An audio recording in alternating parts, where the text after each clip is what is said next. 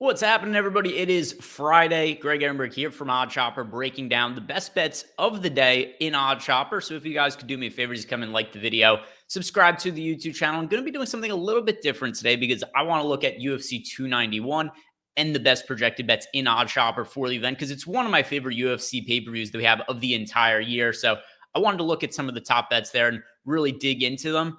And if you guys want to sign up for Odd Chopper, use the link below because it's going to get you 70% off the first time you sign up for it. And we do have a ton of sports covered in here, which is one of the other reasons also I wanted to highlight UFC today because I haven't really done that all that often on here.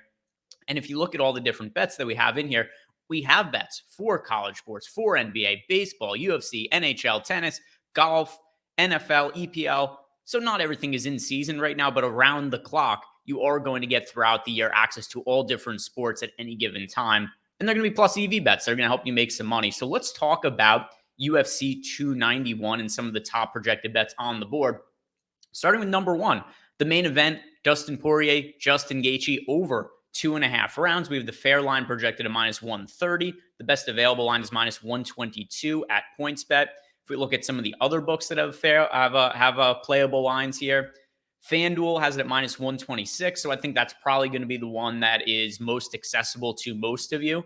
So FanDuel minus 126, BetRivers, Unibet both have a minus 125. Best available line is that PointsBet one at minus 122, but still playable at minus 126 on FanDuel. And Poirier Gaethje is going to be a banger, nearly guaranteed to be a fight of the year contender. And we've seen these two fight before. They went to war against each other, and it was a fight that went over 2.5 rounds. We saw Dustin Poirier ultimately end up finishing Justin Gaethje in the 4th round of that fight. And it's going to be a war. I do think it's more likely to finish inside the distance than not. But with 5 rounds to play between these two and then already having fought once and going into the 4th round, I think we're probably going to see something similar to that. Also, a lot of the recent Justin Gaethje fights haven't really ended as early as some of the ones earlier on in his career. His last fight against Rafael Fiziev ended up going all 3 rounds. His fight before that against Charles Oliveira, we did see Gaethje get finished early in that fight, but the fight before that, which was a war against Michael Chandler, that one also went to the distance. So Dustin Poirier, Justin Gaethje, I do like this to go over 2.5 rounds. And then another bet here for over 2.5 rounds, Miranda Maverick against Priscilla Cachoeira. Cachoeira is definitely a finisher.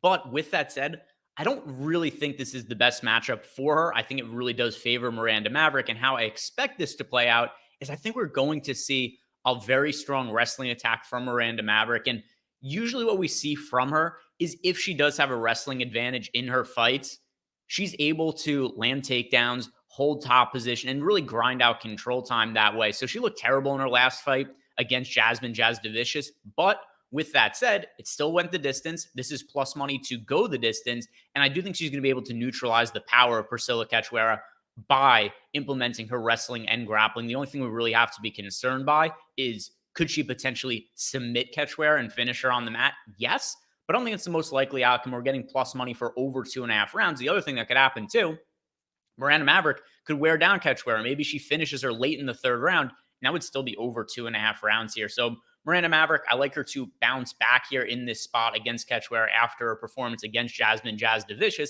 And Maverick, I think her most likely path to victory is going to be winning by decision. Cachoeira's most likely path to victory is going to be winning by KO. But Maverick is right around a minus 300 favorite on the money line. So that does indicate to me that this fight is probably going to be going to the judges' scorecards. Next fight here that we're projecting to have some value on it is Jake Matthews against Darius Flowers for under 1.5 total rounds. We've got Darius Flowers taking this fight on about 10 days notice, and not somebody who I rate all that highly, but he is super dangerous in the early going of his fights. If you guys ever watch any of his fights on the regional scene, he just basically goes super hard for the first few minutes of the fight and either gets his opponent out of there or he typically gasses and loses shortly thereafter.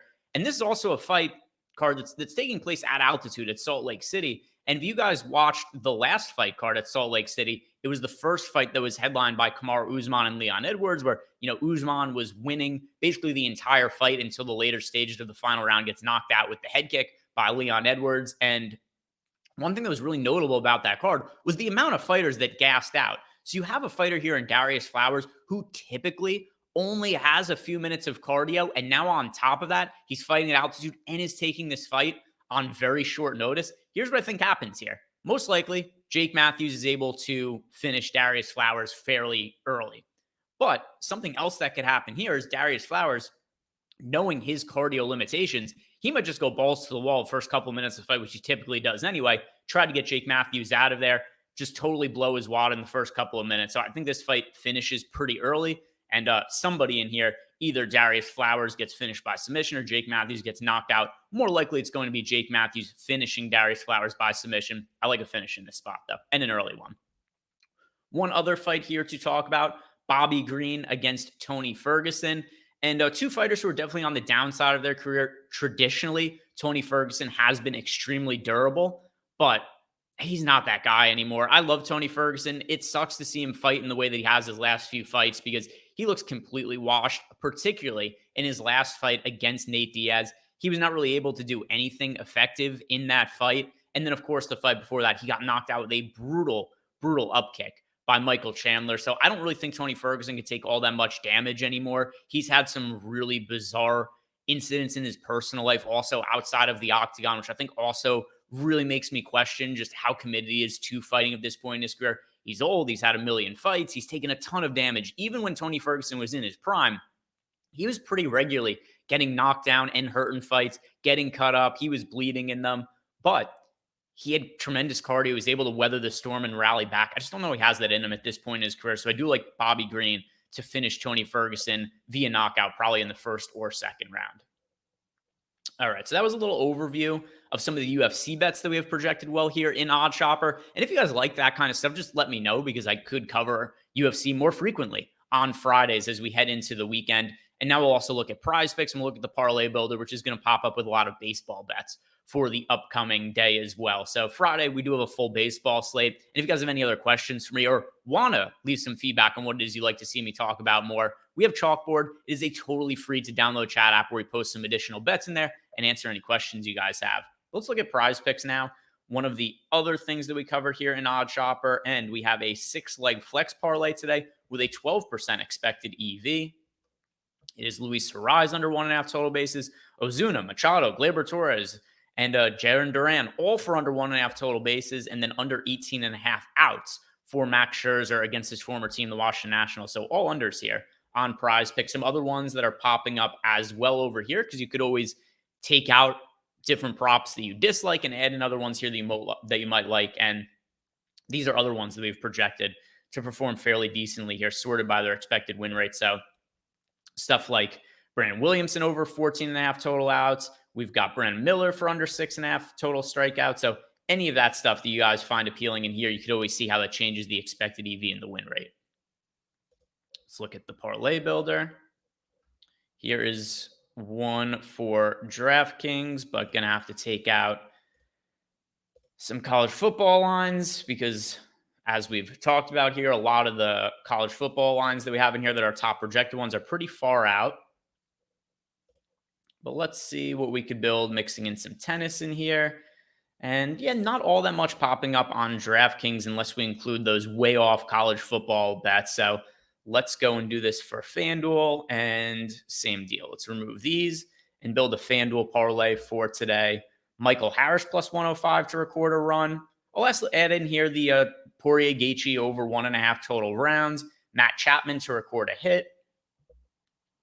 And let's see. Let's just leave it with this. 5% expected EV, 18% win rate. Already talked about the Gaethje Poirier going over 2.5 rounds. Matt Chapman, who's had a great second half of the season to this point, minus 175 to record a hit. We have that winning 64% of the time. And the Michael Harris, while we only have this prop winning 50% of the time, keep in mind it's plus money, so that's good enough for it to be plus EV. And Michael Harris, another hitter who last year won Rookie of the Year in the National League. I thought Strider should have won, but neither here nor there. Michael Harris, really talented young player. Last year was one of the top prospects in baseball and looks like he's going to be a stud for the Braves in the coming year. So I like this 3-leg parlay. It's going to win 18% of the time, good for a 5% expected EV, nearly 5-1 odds. So that is the best FanDuel parlay of the day. Now, thank you guys very much for watching. If you've not done it yet, do me a favor, like the video, subscribe to the YouTube channel. If you want to sign up for Odd Chopper, we have that link below to get you 70% off. And I hope you guys have a great weekend. I'll be back here on Monday to break down more bets. Have a good one.